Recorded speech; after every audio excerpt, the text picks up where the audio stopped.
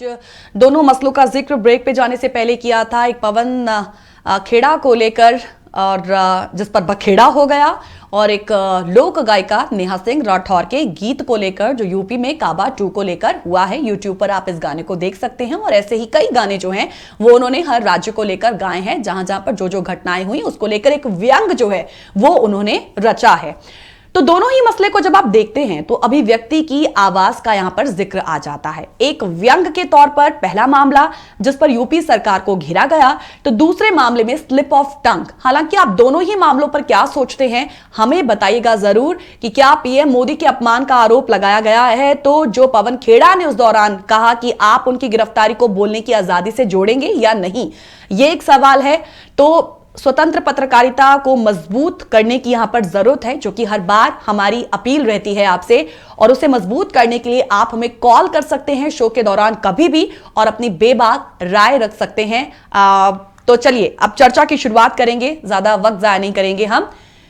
सरकार का विरोध करने वाली सामान्य आलोचना पर भी इस तरह की कड़ी कार्रवाइयां आज क्यों हो रही हैं, इसी विषय को जानने के लिए, समझने के लिए हमारे साथ एडवोकेट और पॉलिटिकल साइंटिस्ट आशुतोष शर्मा जी इस वक्त हमारे साथ जुड़ चुके हैं। सबसे पहले उनका स्वागत करते हैं। सर बहुत बहुत स्वागत है आपका स्ट्रेट टॉक में। नमस्कार। नमस्कार सर। तो सबसे पहले तो सर मैं पहले मामले का रुख करूंगी जो कि नेहा सिंह राठौर के साथ जुड़ा हुआ है। यूपी में काबा 2 को लेकर अब हम देखते हैं कि आजकल सोशल मीडिया पर जो लोकगीत स्टाइल में एक स्पष्टता है और चुटीले लिखने वाले व्यंगों की जो है भरमार है, in the form of song and in the form of कविताएं। तो ऐसे में यहां पर अक्सर जो है व्यंग रचा जाता है सरकारों को लेकर, और ये रीति पहले से रही है और आज भी है। तो वाजिब है कि सत्ता को सचेत किया जाना बहुत जरूरी है, और अगर ये काम लोक गायिका नेहा सिंह राठौर कर रही हैं तो उसमें गलत क्या है? देखिए, भारत में सभी व्यक्तियों को अपने विचार प्रकट करने की आजादी है और कवि लोग शुरू से ही अपने विचारों को कविता के माध्यम से प्रकट करते आए हैं। आजादी के समय में भी कवि लोगों ने काफी महत्वपूर्ण भूमिका निभाई, तो उन्होंने अपने अपने तरीके से अपने विचारों को उजागर किया है। यहाँ नेहा सिंह ने जो कहा, अपने विचार प्रकट करे हैं। जो देश में चल रहा है, प्रदेश में, राज्य में राजनीति जिस तरह से चल रही है, उन्होंने अपने विचारों को प्रकट करा है, जिसका कि उन्हें पूरा अधिकार है। यहाँ तक इस संदर्भ में कानूनी की बात है, नेहा सिंह के बारे में मैं पढ़ रहा था कि उनको अभी पुलिस का नोटिस थमाया गया है, कोई कानूनी कार्रवाई नहीं की गई है। मैं उनके भोजपुरी भाषा का जो गीत है जिसके माध्यम से उन्होंने अपने विचार की प्रकट करा है, मैं ठीक से उनका हिंदी में नहीं समझ पाया, लेकिन फिर भी उन्होंने जो कहा अपने विचार प्रकट करे, जिसका कि उनको पूरा मौलिक अधिकार है। भारतीय संविधान में संविधान 19 हर व्यक्ति को अपने कार्य करने की पूरी स्वतंत्रता देता है। कोई भी व्यक्ति अपना कार्य, कोई अपना प्रोफेशन किसी भी उससे कर सकता है। दूसरा 19 सेक्शन का अनुच्छेद 6 वो जो है, इस पर कुछ हर राज्य को उस पर रिस्ट्रिक्शन लगाने का भी कुछ अधिकार है, जिसका कि राज्य अपना अधिकार का प्रयोग कर सकता है।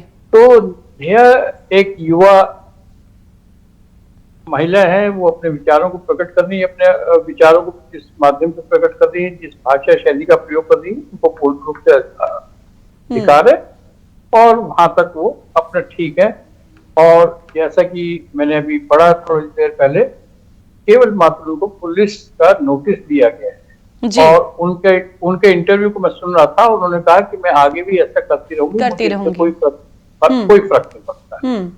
तो युवा है, उनमें पूर्ण जोश है और उनमें कुछ जज्बा है, कुछ राजनीति में अपना वर्चस्व बनाने की, not only as a singer but ambitious हैं, वो काफी एम्बिशियस लगती हैं और अपने गीत के माध्यम से अपने कैरियर को आगे बढ़ाना चाहते हैं। अभी 22-23 वर्ष की आयु है उनकी, जिन्होंने बीएससी परीक्षा पास करके, और उनके फैन की पॉपुलैरिटी काफी बढ़ती जा रही है। तो हर व्यक्ति चाहता है कि मैं अपने को ज्यादा से ज्यादा पॉपुलर करूं और ज्यादा से ज्यादा लोग मेरी तरफ देखें कि मैं क्या कर रहा हूँ। कोई भी काम अगर हम सीधा काम करते हैं तो कोई आपको नहीं सर आता, और कोई आपको नहीं देखता। अगर रेल की पंक्ति में हम टिकट लेने के लिए रेल की लाइन में जा रहे हैं जी तो एवरीथिंग इज गोइंग नॉर्मल, लेकिन जब आप लाइन तोड़ करके आगे बढ़ते हैं तो सभी का ध्यान आपकी ओर आकर्षित होता है। सर आपने तो जिक्र किया था नेहा सिंह राठौर के उस गीत का कि आप अच्छे से समझ नहीं पाए। मेरे ख्याल से कुछ दर्शक भी होंगे जो उस गाने को अच्छे से समझ नहीं पाए होंगे, तो मैं यहाँ पर हाँ भोजपुरी भाषा है, तो मैं बताना चाहूंगी कि उस गाने के जो एक्चुअल में बोल हैं वो किस संदर्भ में जो है वो गाने के माध्यम से रखे गए हैं। एक्चुअल में इस पूरे गीत में पिछले दिनों कथित तौर पर अतिक्रमण ढहाने के दौरान कृष्ण गोपाल दीक्षित की फूस की झोपड़ी में आग लगती है और उस आग लगने से उनकी पत्नी प्रमिला दीक्षित और बेटी नेहा के जलकर, वो घटना याद होगी जिसमें मां और बेटी दोनों जलकर जो है उनकी मृत्यु हो गई थी, तो वो उस घटना में मर जाने की घटना के दर्जनों पुलिस वालों और प्रशासनिक कर्मचारियों की मौजूदगी में होने पर जो है वो ये घटना घटती है, लेकिन कुछ आगे होता नहीं है और ये सिर्फ घटना बनकर रह जाती है। तो नेहा सिंह राठौर ने मां और बेटी के जलकर मर जाने की घटना के दर्जनों पुलिस वालों और प्रशासनिक कर्मचारियों की मौजूदगी में होने पर यह तीखा व्यंग रचा है। तो भले ही आई विटनेसेस जो हैं वो उन्होंने इनकार किया हो कि जिला प्रशासन की ओर से बयान जारी किया गया कि आग खुद दीक्षित परिवार के लोगों ने लगाई थी, लेकिन सबको माय नेहा यही मानकर चलना चाहिए। और इसके विपरीत नेहा ने अपने गीत के माध्यम से सवाल खड़े कर समाज में जो एक वैमनस्यता का माहौल है उसको लेकर जो है वो बातचीत की है कि तनाव जो है वो किस तरीके से बढ़ रहा है और इसका समाज पर जो है वो बहुत बुरा असर पड़ रहा है। तो कुल मिलाकर ये एक इस पर बात की और एक बुलडोजर की कार्रवाई को लेकर बात की है। लेकिन सर आपने उस नोटिस का जिक्र किया, आपने जो है कुछ सेक्शंस का जिक्र किया है, लेकिन ये जो एक सरकार की अतिरंजना है कि अब तो हर बात पर जो है वो नोटिस थमा दिया जा रहा है, यूएपीए जो है वो आप वो लगा दिया जाता है, तो ये हम क्या कहें, क्या हम ये मानकर चले कि सत्ताधारी पार्टी का जो है वो विश्वास अब हिलने लगा है, तभी तो वो अतिरंजना में आकर जो है बेवजह ही आजकल प्रतिक्रियाएं देना शुरू कर चुके हैं? देखिए, मैं आपके माध्यम से जनता को बताना चाहूंगा कि सरकार का ये कार्य जो है, अगर राज्य में कोई अराजकता फैल जाती है, बहुत ज्यादा लॉ एंड ऑर्डर नहीं है, तो कभी कभी सरकार को ऐसे कार्य करने पे बाध्य होना पड़ता है। उत्तर प्रदेश भारत का बहुत बड़ा राज्य है जिसकी आबादी लगभग 25 करोड़ के करीब आबादी है। Law and order Uttar Pradesh, Bihar दो हमारे बड़े राज्य हैं, यहाँ पे हम सभी जानते हैं कि लॉ एंड ऑर्डर किस तरह कर रहा है। और आपका कहना बिल्कुल ठीक है। मैं कहता हूँ कि कानून में हमको जो अधिकार दी गए हैं, अपने अधिकार के कार्य क्षेत्र में रह करके कोई कार्य कर रहे हैं तो उसका हमें कोई दंड नहीं भुगतना चाहिए। यही नेहा ने अपने कविता के माध्यम से लोगों को जागरूक कराने की कोशिश की है अपने कविता से, जैसे आपके से मैं समझ पाया हूँ, जो आपने अभी अनुवाद हिंदी में बताया।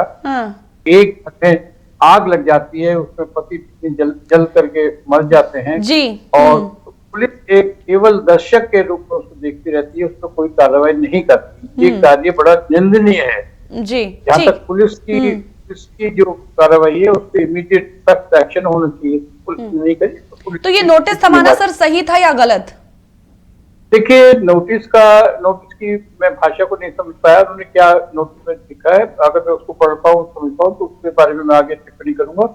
अभी केवल उन्होंने नोटिस किया, नोटिस के ऊपर मैं इतनी ज्यादा टिप्पणी नहीं कर सकता, मुझे नोटिस के कंटेंट्स अभी ठीक से नहीं मालूम। मैं ये दर्शकों पर भी छोड़ देती हूँ कि नोटिस थमाना आखिर क्या दर्शाता है, क्योंकि लोकतंत्र अपनी मूल भावना में ही लोगों को सरकार से असहमत होने का अधिकार देता है, तो ये उसकी विशेषता है कि उसे एक सफल लोकतंत्र बनाती है। लेकिन इस तरीके से नोटिस थमाना ये क्या कहता है? एक छोटे से ब्रेक के लिए यहां पे रुक रहे हैं, तुरंत लौटेंगे स्ट्रेट टॉक में। पवन खेड़ा और नेहा सिंह राठौर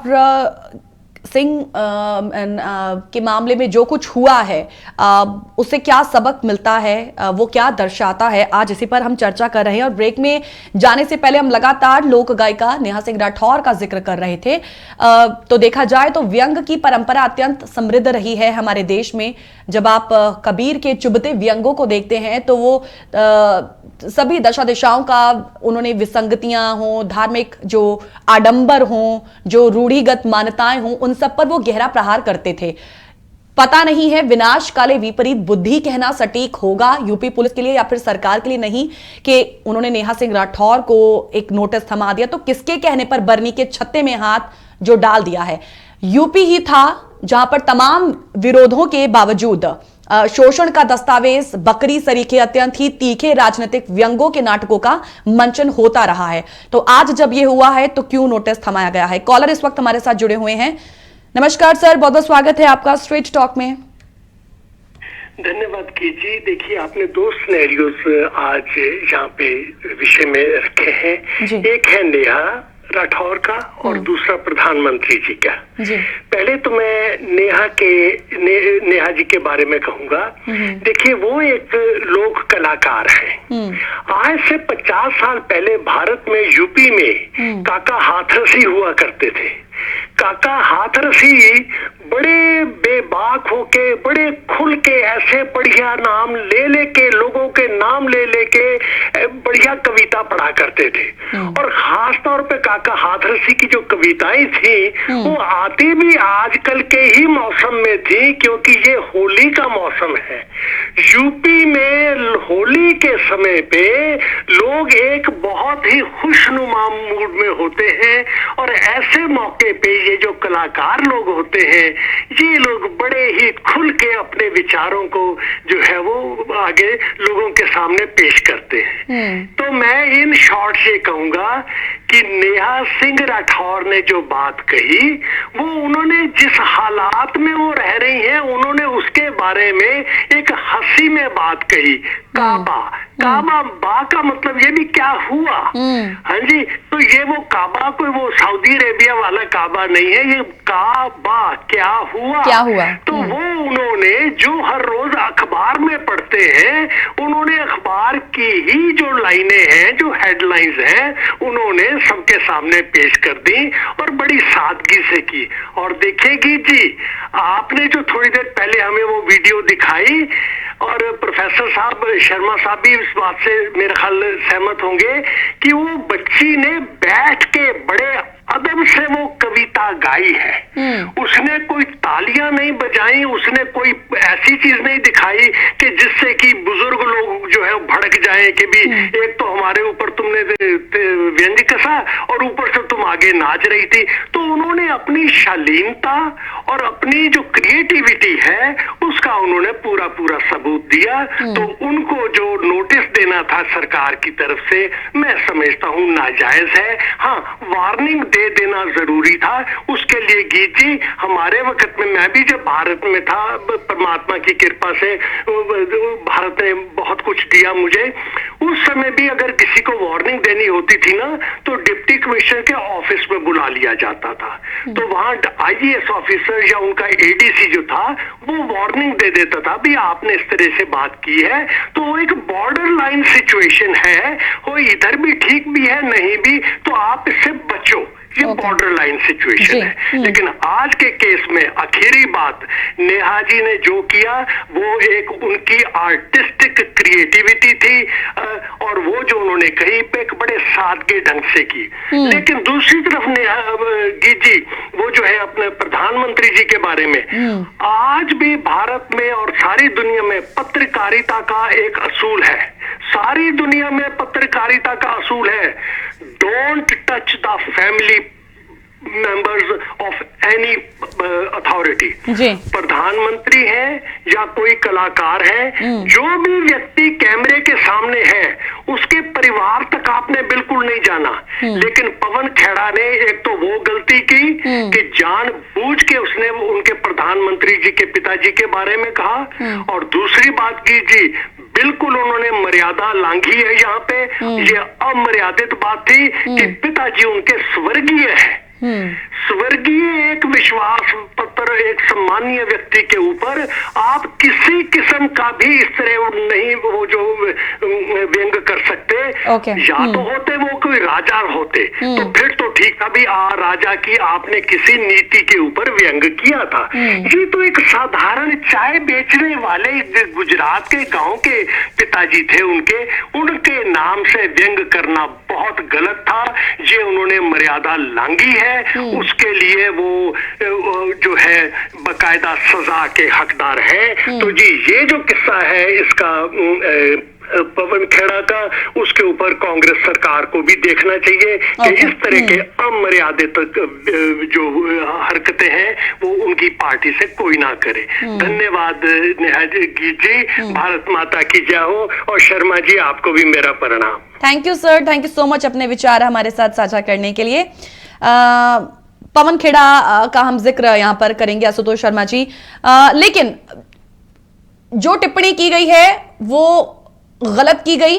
जैसा कि लगातार माना जा रहा है, कहा जा रहा है कि नाम पर जाना, उनके पिता के नाम पर जाना, और फिर जब आपने नाम गलत लिया है लेकिन दूसरी बार आप फिर ये कह रहे हैं, और वो इंटेंशनली कह रहे हैं कि काम तो गौतम दास जैसे हैं। मैं फिर से वो बाइट दिखाना चाहूंगी ताकि जो बाकी दर्शक हमें देख रहे हैं वो उस वीडियो को, उनके हाव भाव को अच्छे से जो है वो समझ सकें कि वो एक्चुअल में क्या कह रहे हैं। हम स्पष्ट बात कर रहे हैं जेपीसी।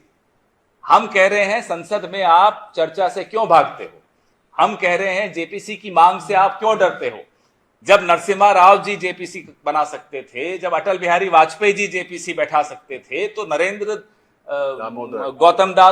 दामोदर दास मोदी को क्या प्रॉब्लम। गौतम दास है दामोदर दास, सॉरी, नाम भले दामोदर दास है, काम गौतम दास का। पहले स्लिप ऑफ टंग होता है, लेकिन उसके बाद जब गलती अपनी पता चलती है तो उसको फिर से अब इंटेंशनली बोलने की कोशिश करते हैं। इससे पहले मैं जो उसके बाद कार्रवाई हुई है, पूरे दिन जो कल हॉट टॉपिक बना रहा कि उनको प्लेन से उतारा गया और उसके बाद वहां पर कांग्रेस का नेताओं का जमावड़ा हो गया और कहा गया कि आपने तो उनको गिरफ्तार कर लिया, आप उन्हें गोली ही मार देते तो अच्छा था, इमरजेंसी जैसा माहौल हो चुका है, ये हो चुका है, वो चुका है। प्रधानमंत्री नरेंद्र मोदी और उनके पिता पर की गई ये एक टिप्पणी जिसको हमने सुना है। बस एक बात यहां पर मैं जो है वो दर्शकों के सामने भी रखना चाहूंगी। एक वक्त था जब 2G स्पेक्ट्रम की नीलामी को लेकर डॉक्टर मनमोहन सिंह जी ने सुझाव कुछ दिए थे, तो उस वक्त ए राजा ने उन्हें जो सुझावों को अनफेयर कहा था, डिस्क्रिमिनेटरी कहा था, आर्बिट्रेरी कहा था और कैप्रीशियस कहा था। दिसंबर 2010 में 2G मामले की सुनवाई के दौरान सुप्रीम कोर्ट ने ए राजा की इस भाषा पर कहा था कि जरा इस भाषा को आप देखें। जब आप सबसे ऊंचे पद पर बैठे व्यक्ति को एड्रेस करते हैं तो भाषा आपकी संयमित होनी चाहिए। ये एटीट्यूड का सवाल है। तो इस पर फिर उसके बाद यहां पर कांग्रेस अध्यक्ष सोनिया गांधी जी ने भी कहा था कि प्रधानमंत्री जो है वो देश का नेता होता है और किसी पार्टी का नहीं होता वो। तो अगर कोई प्रधानमंत्री का अपमान करता है तो वो पूरे देश का अपमान करता है। तो आज पवन खेड़ा ने ये जो है वो बात कह दी। प्लीज अब आप इस पर टिप्पणी कीजिए सर। देखिए, पवन खेड़ा ने जो बात कही है बड़ी सोच समझ के कही है, कोई उनके स्लिप ऑफ टंग नहीं है। ओके। उनके केस को सुप्रीम कोर्ट में अधिवक्ता ने बड़े उससे रखा, स्ट्रॉन्ग उसमें रखा और उन्होंने ये कहने की दर्शाने की कोशिश करी कि उनकी स्लिप ऑफ टंग था। इसका पवन खेड़ा ने बाद में माफी मांग दी और मुख्य न्यायाधीश ने उनको अंतरिम जमानत भी दी है। लेकिन मैं कहूंगा कि इस तरह की टिप्पणी करना, वो भी एक स्वर्गीय व्यक्ति के ऊपर करना, ये बड़ा अभद्र व्यवहार था उनका। आपको किसी को क्रिटिसाइज करना जरूर कीजिए, लेकिन एक जो व्यक्ति इस दुनिया में मौजूद नहीं है और परिवार के किसी व्यक्ति के ऊपर इस तरह की टिप्पणी करना, ये उनका जानबूझ करके इस तरह की कहना है। और उसके बाद जो मुस्कुरा रहे हैं जिस तरह से, एक दफा उनके साथी उनको बता रहे हैं कि गोपाल दास नहीं, दामोदर दास, लेकिन फिर कह रहे हैं कि उनके काम तो गोपाल दास, गौतम दास। मतलब ये आप ये उनकी भाषा को समझिए कि भाषा क्या है। वो जानबूझ करके इस तरह का सटाया, इस तरह का व्यंग कस रहे हैं, जिसका कि मुख्य न्यायाधीश ने उनको अंतिम जमानत दी है। 28 फरवरी तक वो अपनी रेगुलर बेल के लिए अप्लाई कर लेंगे। उसके बाद जो कोर्स ऑफ एक्शन होगा उस पर वो किया जाएगा। लेकिन फिर भी इस तरह की, मैं कहूंगा, इस तरह की टिप्पणी करना बहुत निंदनीय है। अगर आपको डिमांड कर रहे हैं ज्वाइंट पार्लियामेंट्री कमेटी की, पहले भी अटल बिहारी वाजपेयी ने, नरसिम्हा राव जी ने बैठाई थी और इसके ऊपर भी बैठाई जा सकती। कोई ऐसी तो बात है नहीं कि आपको मना कर दिया सरकार,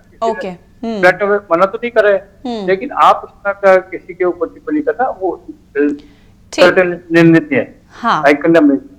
तो पवन खेड़ा की जिस टिप्पणी पर इतना विवाद हुआ वो भी हमने दर्शकों को दिखाया और वो टिप्पणी जो है वो सही नहीं थी। और उसके बाद ये कहा गया कि ये एक मानवीय मूल के कारण हुई और उन्होंने फिर बिना कोई देरी इस पर खेद भी प्रकट किया था पवन खेड़ा ने। तो इसके बाद जो है वो मामला आशुतोष शर्मा जी समाप्त हो जाना चाहिए था, लेकिन उसके बाद हम कल के पूरे उस ड्रामे की बात करेंगे जब पवन खेड़ा को गिरफ्तार किया गया और किस नाटकीय ढंग से गिरफ्तार किया गया था। तो उस पर जो एक्शन है वो बड़ा ही संदिग्ध लगता है और उन्हें असम पुलिस ने भी निशाना बनाने की कोशिश की, जैसे हम कह रहे हैं कि एकदम फुर्ती से वो वहां पर आती है और अभी तो कारण बताया भी नहीं जाता है, लेकिन उन पर एफआईआर दर्ज की जाती है और उसके बाद मामला 2 जगह जो है वो उन पर दर्ज किया जाता है। तो ये जो उसके बाद कार्रवाई हुई और कल ये जो पूरा एक ड्रामा क्रिएट किया गया जिस तरीके से, वो आपने भी देखा, हमने भी देखा, वो जग जाहिर है। वो जो ड्रामा क्रिएट किया गया है वो संदेश क्या दे रहा है? मतलब पॉलिटिक्स जी, पॉलिटिक्स में क्या संदेश दे रहा है, क्या उन्होंने कहा, क्या उन्होंने रिपोर्ट में माफी मांगी, उसके बाद उनकी कार्रवाई, उनके क्या क्या उन्होंने आगे आने के बाद करा है, ये सब इसको देखने का, स्टडी करने का विषय है। पॉलिटिक्स में व्यक्ति को अपनी अभिव्यक्ति की पूरी आजादी है। आप अपनी भाषा का, अपनी अभिव्यक्ति कीजिए, अपने विचारों को कहिए, इसका पूरा अधिकार है। लेकिन आप किसी पर डेरोगेटरी रिमार्क करते हैं, किसी की फैमिली पे करते हैं, वो अत्यंत निंदनीय है। ये कहते हैं कि अभी उन्होंने कह करके अंतिम जमानत तो ले ली है, लेकिन अभी वो बाज नहीं आए हैं अपनी हरकतों से। कुछ ना कुछ अभी पीछे बैठ करके कर रहे हैं और पुलिस इतनी जल्दी एक्शन में आई, ये भी बड़ा एक सोचने का विषय है कि असम पुलिस ने इतना जल्दी एक्शन लिया कि उनको एयरपोर्ट पर उनको पकड़ के डीप्लेन करा। डीप्लेन के बाद कांग्रेस के कार्यकर्ताओं ने रनवे पर ही धरना देकर के बैठ गए और उनका ये भी कहना है कि उनको गोली मार दी जाती तो ज्यादा अच्छा था। मतलब ये सब बातें मैं देखता हूँ, लेकिन इस सब के बावजूद कि पुलिस का इतना क्विक एक्शन जहां होना चाहिए था वहां तो एक्शन नहीं हुआ। जैसा कि अभी उन्होंने नेहा ने बताया कि झोपड़ी में आग लगी और पुलिस के अधिकारी जो दर्शक बन के देखते रहे, जहां होना चाहिए था वहां तो पुलिस। लेकिन ऐसे मामलों पर तुरंत फौरन कार्रवाई हो जाती है, तो यही संदेश क्या देता है? एकदम हाँ, ये पुलिस की वो मंशा को थोड़ा शक प्रकट करता है। तभी हमने कहा कि ये संदिग्ध लगता है। एक छोटे से ब्रेक के लिए आशुतोष जी यहाँ पर रुकेंगे, लेकिन ये जो लास्ट टिप्पणी हमने जिस पर अभी बात की है, मैं चाहूंगी कि हमारे व्यूअर्स इस पर जरूर अपनी बात रखें। ये जहां पर फौरी कार्रवाई होनी चाहिए वहां पर तो होती नहीं, लेकिन जब पॉलिटिकल मसले ऐसे होते हैं, एक दूसरे पर टीका टिप्पणी करना और उसके बाद क्विक एक्शंस लेना, ये इतना फटाफट कैसे हो जाता है? लेकिन बाकी जो स्थितियां हैं वहां पर ये सब क्यों नहीं हमें दिखता है? एक छोटा सा ब्रेक, तुरंत लौटेंगे। Welcome back after the break. आप देख रहे हैं प्रोग्राम स्ट्रेट टॉक और नेहा सिंह राठौर के बाद अब बात पवन खेड़ा की हो रही है। यदि किसी टिप्पणी के लिए पवन खेड़ा या फिर दूसरे गैर भाजपाई नेताओं पर कार्रवाई हो रही है तो ऐसी कार्रवाई शायद उन भाजपा नेताओं पर भी होनी चाहिए जो समय समय पर विपक्ष के नेताओं पर अभद्र टिप्पणियां करते रहते हैं, लेकिन ऐसा नहीं होता है। और यह दर्शाता है कि कहीं ना कहीं आज देश में एक वर्ग जो है वो अपने आप को दूसरे वर्ग से ऊपर समझ रहा है। हम उस संदर्भ में इस पूरे मामले को जानने की कोशिश कर रहे हैं। हमारे साथ 2 कॉलर्स इस वक्त जुड़े हुए हैं। जितेंद्र वालिया सर हमारे साथ इस वक्त जुड़े हुए हैं। सबसे पहले सुन लेते हैं कि उनका इन दोनों विषयों पर क्या कुछ कहना है। जी वालिया साहब, बहुत बहुत स्वागत है आपका स्ट्रेट टॉक में। हाँ जी, ये तो मैं यही कह सकता हूँ कि जिसकी लाठी उसकी बहन वाली एग्जाम्पल है। देखो, जब नॉन बीजेपी स्टेट्स हैं वहां पर इनको लगता है बड़े करप्शन हो रही है, बड़े करप्टेड हैं, ये हैं, उनके पीछे सीबीआई लग जाती है, ईडी लग जाती है। मैं ये जानना चाहता हूँ जो बीजेपी के स्टेट्स हैं उनके पीछे कभी एक भी नहीं सीबीआई लगाई, ईडी लगाई, तो वो सारे बहुत क्या कहते हैं दूध के धुले हुए हैं।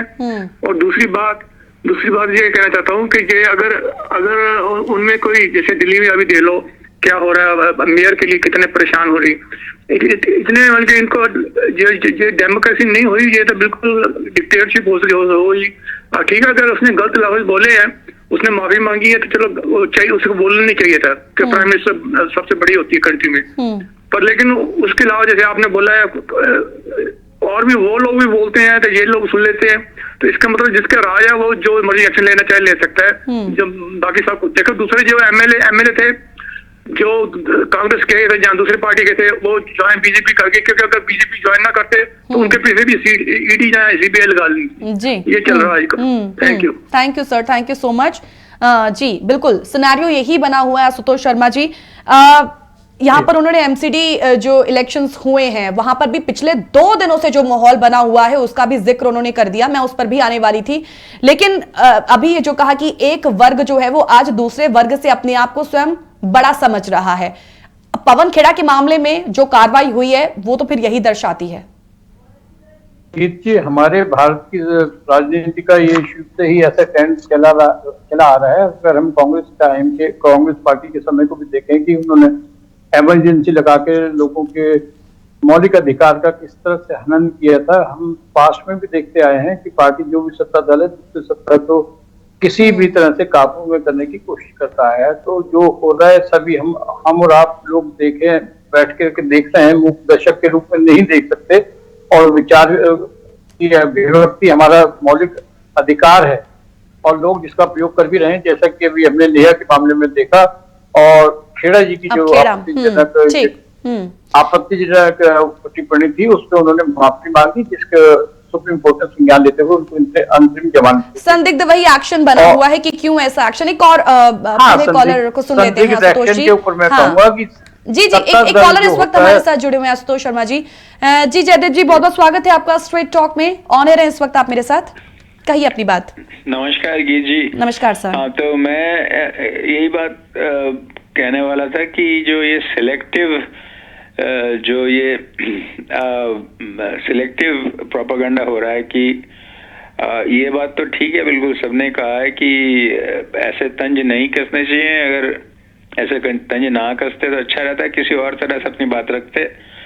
अब उनको शायद ये अच्छा लगा होगा कि इस तरह से बोले हम, शायद उसका रेपरकशन जो है उन्होंने उस समय महसूस नहीं किया होगा कि इतना कुछ हो सकता है। लेकिन मैंने जो बात कहनी है वो ये है कि ऐसे तो बीजेपी के लोग हमेशा करते रहते हैं। आप अनुराग सिंह ठाकुर को देखिए, वो मिनिस्टर थे उन्होंने जब कैंपस में प्रोटेस्ट हो रहे थे उन्होंने कहा इनको गोली मारो। तो उसके बाद उनके 2 भक्त आके गोली मारने लगे कैंपस पे। उनका क्या हुआ? उनका कुछ नहीं हुआ। कुछ भी नहीं हुआ। उसके बाद देखिए आप, अभी किसी महंत ने एसपी के किसी लीडर को कहा था कि मैं तुम्हें आके तुम्हारा गला रौंद दूंगा। ये सब बातें हो रही है, उनका क्या हुआ? कुछ नहीं हुआ। तो बात ये है, मोदी जी खुद भी तो नेहरू गांधी ये तो उनके बहुत बड़े हैं ना, तो ठीक है पिताजी पे नहीं जाना चाहिए, लेकिन इंदिरा गांधी के पिताजी थे नेहरू जी। तो उसके बाद अगर आप इस बात पे कहेंगे तो फिर आपने तो फिर पुश्तों को उनकी गालियां दी हैं। हर रोज गाली निकालते हैं आप कि सब नेहरू की वजह से हो रहा है, गांधी की वजह से हो रहा है, अपनी तो गलती कभी निकालते नहीं। और मैं भी यही कहूंगा कि सिलेक्टिव क्यों हो रहा है? जिन्होंने गलती की है उन पे तो आपने अभी तक कोई इन्वेस्टिगेशन किया नहीं, एक बात भी नहीं बोला आपने। ओके। और ये तो इन्होंने जो किया है, ये बोल रहे हैं कि भाई ऑफशोर में फंड्स रखना कोई गलती थोड़ी है। ये बात को दबाते हैं। गलती फंड्स रखना गलती नहीं है, उस फंड्स को आपने किस तरह से, जिसे राउंड टिपिंग कहते हैं। राउंड टिपिंग मतलब आप अपने जो कंपनियां हैं एक दिन आप इस कंपनी में भेजते हैं, उसका शेयर उछालते हैं, लोग खरीदते हैं और शेयर और उछलता है, आपकी वैल्यूएशन बढ़ जाती है। जी, तो उसी पैसे को आप निकाल के एक और कंपनी में डालते हैं। तो ये जो है ये तो बिल्कुल मतलब असली बात पे तो ये जा ही नहीं रहे हैं कि क्या धांधली क्या हुई है। इस तरह से इन्होंने वैल्यूएशन 7, 8, 9 टाइम्स कर ली अपनी। तो चलिए सर, वो एक अलग मसला है। जी सर समय कम है। हाँ, समय कम है थोड़ा सा, इसलिए मैं आपको बार बार बीच में टोक रही हूँ। बोल रहा हूँ कि सिलेक्टिव नहीं होना चाहिए कि भाई हमारा राज है तो हम ही करेंगे सब कुछ। असम पुलिस ने भेज दी यहाँ पे, दिल्ली पुलिस मेरे ख्याल दिल्ली सरकार की पुलिस होनी चाहिए। ये दिल्ली पुलिस सेंट्रल पुलिस है, ये तो फिर कुछ भी कर सकती है, किसी को भी आप उसमें ले सकते हो, प्लेन से उतार देना। ये तो मतलब डिक्टेटरशिप हो रहा है। ये आप अपने दायरे में रहिए, आप दूसरों को कहते हैं कि आप दायरे में रहिए, लेकिन आप खुद दायरे में हाँ वह नहीं है, यही बिल्कुल ठीक sir. Okay, thank you sir. जी हाँ, thank you sir, thank you so much. मूल बात जो है वो जयदीप जी ने कह दी और हमने सुनी भी। समय जो है अब इजाजत हमें लेने के लिए कह रहा है आशुतोष शर्मा जी। समय अब थोड़ा कम है, ऑलमोस्ट खत्म हो गया है, एज पर है। तो मैं अभी फटाफट से आपका भी शुक्रिया अदा यहाँ पर कहना चाहूंगी प्रोग्राम में हिस्सा लेने के लिए। चर्चा के कई पहलुओं को आपने छुआ है आज, उसके लिए बहुत बहुत थैंक यू सो मच।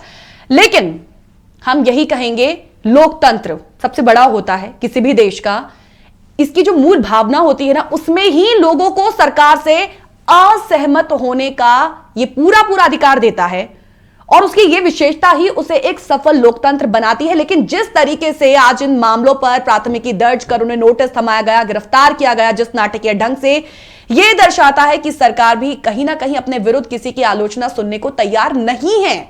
तो यह लोकतंत्र की मूल भावना के विरुद्ध है और यह लोकतंत्र के प्रति सरकार की सोच को दर्शाता है। आज के इस विषय पर यदि आप कोई फीडबैक देना चाहें तो info@justbroadcasting.com या geet@justbroadcasting.com पर अपने विचार और फीडबैक जरूर दीजिएगा। इंतजार हमें उसका हमेशा रहता है और आज भी रहेगा। इजाजत लेती हूं आप सभी से और जास हिंदी के बाकी प्रोग्राम्स के लिए आप जुड़े रहें हमारे साथ। नमस्कार।